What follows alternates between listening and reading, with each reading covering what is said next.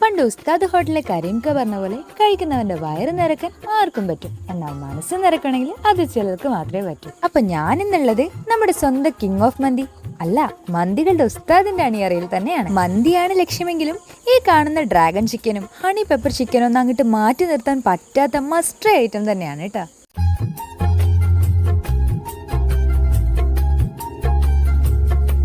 പിന്നെ മന്തിയുടെ കാര്യം, മട്ടൻ മന്തി, ബീഫ് മന്തി, അൽഫാം മന്തി, ചിക്കൻ മന്തി ഏതായാലും ഒന്നിനൊന്ന് അടിപൊളിയായിരുന്നു. വെൽ കുക്ക്ഡ് ആയിട്ടുള്ള മീറ്റും നല്ല ഫ്ലേവറബിൾ ആയിട്ടുള്ള റൈസും ഒത്തുചേരുമ്പോൾ നമ്മുടെ മന്തി കിങ് ഓഫ് മന്തി ആവുന്നു. മുന്നേ ഞാൻ പറഞ്ഞു തന്നെ റിപ്പീറ്റ് ചെയ്യാണ്, നമ്മുടെ ഈ ഒരു മന്തി സ്പോട്ടിനെ വെല്ലാൻ നമ്മുടെ ഏരിയയിൽ വേറെ ഏത് സ്പോട്ടാണ് ഉള്ളത്? എത്ര കഴിച്ചാലും മടുക്കാത്ത ഇവരുടെ മന്തിയുടെ രഹസ്യം എന്താണ്?